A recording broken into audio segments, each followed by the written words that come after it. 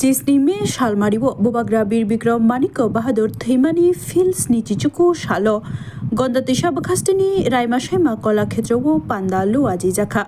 आरो मानजाखा 24 रायमा बेलिनि एमडिसि धनन्जय त्रिपुरा 8 गंगानगरनि एमडिसि खत्रजय रियांगते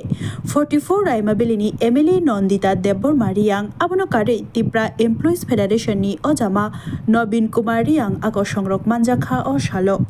আমরা চেঞ্জ যদি না করি আমরা সবাই মানুষ সবাই বলে যে উন্নতি উন্নতি কি ধরনের উন্নতি চাই আমার ব্যক্তিগত হিসাবে আমি উন্নতি চাই না আমি কি চাই আসল উন্নতি এবং আসল উন্নতির মধ্যে ডিফারেন্স রয়েছে আসল তফাৎ রয়েছে উন্নতি মানে কি এবং আসল উন্নতি মানে কি তো আমি চাই আমাদের যারা এই যে কর্মচারীগণ রয়েছে থ্রু আমাদের মধ্যে যাতে আসল উন্নতি মেসেজটা আমাদের সমাজে যাতে ট্রান্সফার হয় যাতে মেসেজটা ডেলিভার হয় আসল উন্নতি তো আজকে এই যে ডেথ অ্যানিভার্সারি মহারাজা বীর বিক্রমের আমি অল্প কিছু বলতে চাই উনি হচ্ছে আমাদের মডার্ন আর্কিটেক্ট বলা হয় যে আধুনিক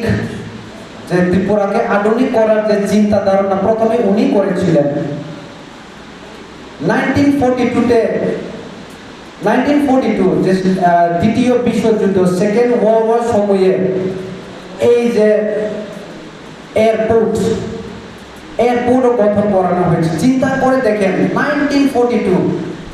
1942 সালে এই যে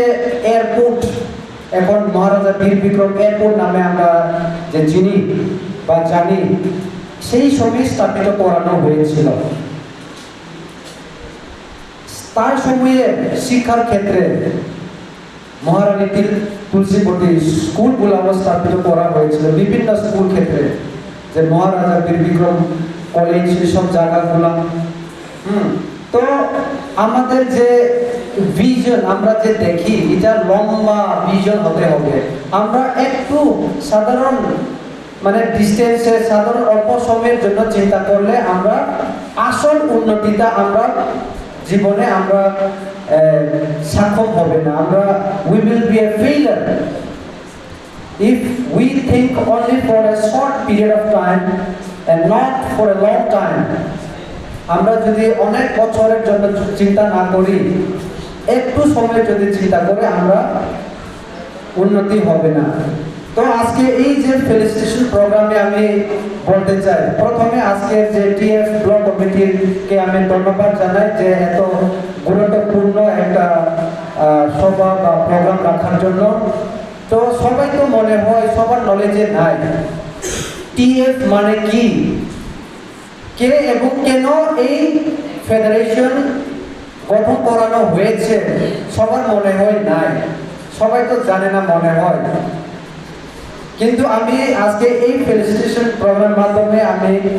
পরিষ্কার করে বলতে চাই যে এই যে ত্রিপুরা এমপ্লয়ি ফেডারেশন হচ্ছে এমন একটা ফেডারেশন আমরা সারা ত্রিপুরা রাজ্যে শুধু যারা তিতি এডিসি এলাকাতে যারা কর্মচারী রয়েছে যারা শিক্ষক রয়েছে শুধু তাদের জন্য এই টিএফ নয় এই টিএফ সারা ত্রিপুরা রাজ্যে যারা কর্মচারীদের জন্য টিএফ একটা প্ল্যাটফর্ম এখানে থ্রু দিস টিএফ মাধ্যমে মহারাজা কি চাইতেছেন উনি চাইতেছে যে সারা ত্রিপুরা রাজ্যে যারা কর্মচারী রয়েছে এক হয়ে আসল ত্রিপুরাকে আমরা কিভাবে অর্জন করতে পারি সেটা হচ্ছে তার মেইন ভিশন আমরা কর্মচারীর মধ্যে বিভিন্ন কালার হয়ে রয়েছে অনেকে সাদা অনেকে হলুদ অনেকে কালো চিন্তা ধারণা আলাদা তো ওই সব যে চিন্তা যে আলাদা ভাবে যে থাকি আমরা কিভাবে আসল উন্নতি ত্রিপুরাতে আমরা আনতে পারবো আসল উন্নতি আমরা চাইতেছি আসল উন্নতির মধ্যে আমি প্রথমে এক্সাম্পল হিসাবে আমি বলতে চাই প্রথমে হচ্ছে শান্তি আমি আজকে যারা কর্মচারী রয়েছে আমি আপনাদেরকে বলতে চাই ত্রিপুরা রাজ্যে আমি প্রাউডলি গর্বিতভাবে আমি পারি যে এই ত্রিপুরা রাজ্যে যদি আমাদের মহারাজা যদি ত্রিপুরা মাথা সংগঠন যদি তৈরি না করত, না হয়তো মারামারির অভাব হলো না, মারামারির অভাব হলো না। এটা বাস্তবটাকে কেউ লক্ষ্য করে না। আমরা কি লক্ষ্য করি? আমার পেট আগে ভরতে দিব, আসল জিনিসটাকে কেউ লক্ষ্য করে না। তো আমি একজন এমডিসি হিসাবে স্পেশালি আমি আমাদের কর্মচারী যারা রয়েছে কারোর সঙ্গে আমি আলাদাভাবে নেই, কিন্তু আমি বলতে চাই I want to be a disciplined and a punctual employees. Punctual, সময়ের মধ্যে যে আসে। আর স্কুলে বেশিরভাগই টিএফএ টিচার্সই রয়েছে। তো আমি বলতে চাই কয়েকদিনের আগে যে একটু লোকাল মানে ম্যানেজমেন্ট বিষয় নিয়ে কিছু ট্রান্সফার হয়েছিল, আজকে মনে হয় যারা একটু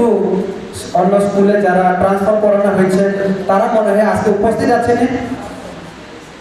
উপস্থিত আছেন? উপস্থিত কে আছে?